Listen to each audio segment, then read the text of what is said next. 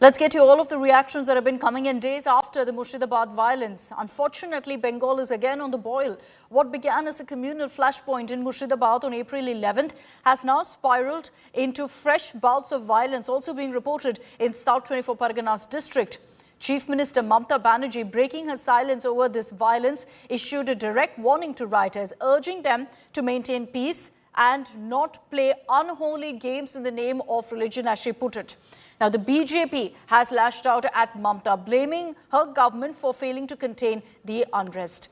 But let's tell you what's also played out in South 24 Parganas. This was in Bhangar, where you had clashes and violence erupting. Protesters allegedly led by ISF supporters clashed with cops, resulting in vandalism, arson. 8 policemen were also injured. সবাইকে বলবো শান্তিপূর্ণভাবে গণতান্ত্রিক আন্দোলন করার অধিকার সকলের আছে with permission, but please দয়া করে সে যেই হোক, A B C D E F G এই যেই বা হোক, আইন কখনো হাতে তুলে নেবেন না। আইনের জন্য তো আইনের রক্ষক আছে, আইনের ভক্ষক তো দরকার নেই। তাই আপনাদের অনুরোধ করব, কেউ কেউ প্ররোচনা দেবে কোনো ব্যাপারে, কিন্তু প্ররোচিত হবেন না। প্ররোচনার সময় যে মাথা ঠান্ডা রাখে সেই তো আসল জয় করে, তাই তো আসল জয় হয়। जमीन दिया मुसलमान, जमीन हड़प लिया मुसलमान, जमीन बेच दिया तृणमूल कांग्रेस और उसका पहले सीपीआईएम, और हिंदू का घर जल रहा है, हिंदू मां बहन के ऊपर अत्याचार हो रहे हैं। मुख्यमंत्री खुद जाकर के ईद उल फितर की मंच से बोल के आए हैं कि हम लोग इसे यहां लागू होने नहीं देंगे। मतलब क्या है?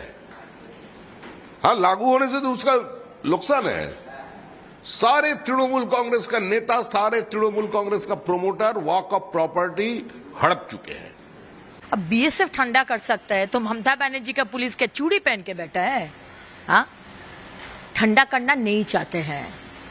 पुलिस का ऑफिसर मुर्शिदाबाद से फोन कर रहे फेस टाइम में, बोले मैडम हम लोग को गलत मत समझिए, हम लोग का पास ऑर्डर नहीं था, ऑर्डर नहीं देंगे, बैठा कर रखेंगे, टेबल के अंदर छुप जाएगा हमारे पश्चिम बंगाल का पुलिस और हमारे हिंदू भाई बहन लोग का मार दिया जाएगा, हमारे मंदिर को जला दिया जाएगा, हमारे दुकान पाट को जला दिया जाएगा। ये हम लोग बर्दाश्त करेंगे? ममता बनर्जी चाहते हैं दंगा लगे। जो पश्चिम बंगाल का जो अभिभावक है हम लोग का, वो कहाँ है? अभी तक वो पुलिस मंत्री भी है, उसका हाथ में लॉ एंड सिचुएशन, उनका हाथ में आईन है, तो वो क्या कर रहे हैं? भांगर में अभी पुलिस के सामने गाड़ी, पुलिस का गाड़ी जला रहा है, मोटर बाइक, घर, ऑटो, टोटो सब कुछ जल रहा है, पुलिस के सामने हो रहा है, पुलिस कुछ नहीं कर पा रहा है। क्या? क्यों? क्योंकि ऊपर से नवान्न से मुख्यमंत्री जी का निर्देश है कि कुछ मत करो, उन लोगों को करने दो, क्योंकि उसको वोट बैंक का पॉलिटिक्स है। 30% वोट बैंक उनको चाहिए। इससे तो दुखद स्थिति नहीं, और इससे राज्य सरकार कितनी कम काम कर रही है, समाज की रक्षा के लिए अपने कर्तव्यों में कितनी कम पड़ रही है दिखाई दे रहा है। और इसलिए हिंदू समाज ने भी इसके बारे में सोचना चाहिए, ऐसा मुझे लगता है, क्योंकि यह नहीं हो रहा है, ये बहुत खराब बात है और खतरनाक भी बात है। और आज कुछ लोगों ने घोषित किया है कि बंगाल भर में अनेक जगह पर ऐसे प्रोटेस्ट मार्च लेंगे। तो प्रोटेस्ट मार्च लेंगे तो हिंदू के ऊपर आक्रमण का संबंध क्या है? प्रोटेस्ट सिर्फ बंगाल में नहीं हो रहा है, वक्फ एक्ट को लेके मुसलमान पूरे भारत के अंदर प्रोटेस्ट कर रहा है। मुर्शिदाबाद के अंदर हिंसा शामिल हो गई, वो होनी नहीं चाहिए थी।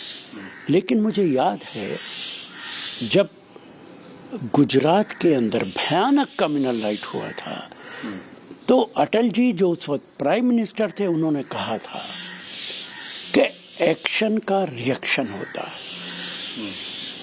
तो मुर्शिदाबाद के अंदर भी एक रिएक्शन है और इसके लिए भारतीय जनता पार्टी जिम्मेदार है।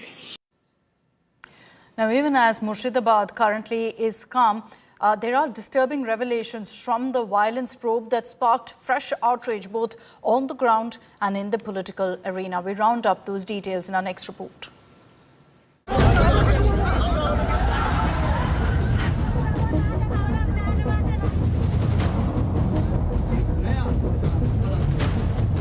Murshidabad is slowly recovering from deadly anti-Waqf riots.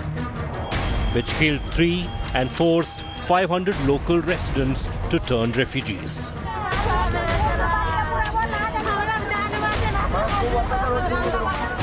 Investigators have uncovered a disturbing trend.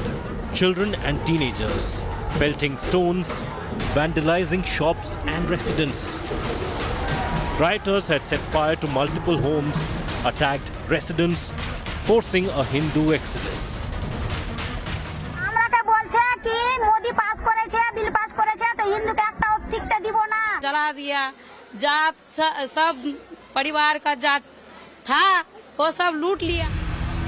And now a day later, the residents are slowly returning under heavy police cover. देखिए स्थिति अभी सामान्य होती जा रही है और बीएसएफ है यहाँ पर पिछले शुक्र से लगी हुई है, शुक्रवार से, और स्टेट पुलिस के साथ ही मिलके हम लोग कार्य कर रहे हैं और इलाके में शांति के लिए जॉइंटली भरसक प्रयत्न कर रहे हैं और काफी कुछ शांति आई भी है. We are trying to ensure that this case is dealt with the greatest sensitivity, the greatest responsibility, so that all the actual persons who had gone there and who had indulged in this kind of heinous crime are brought to book. Bengal cops blamed banned PFI front SDPI for brainwashing local Muslim community by spreading lies about snatching of Muslim land.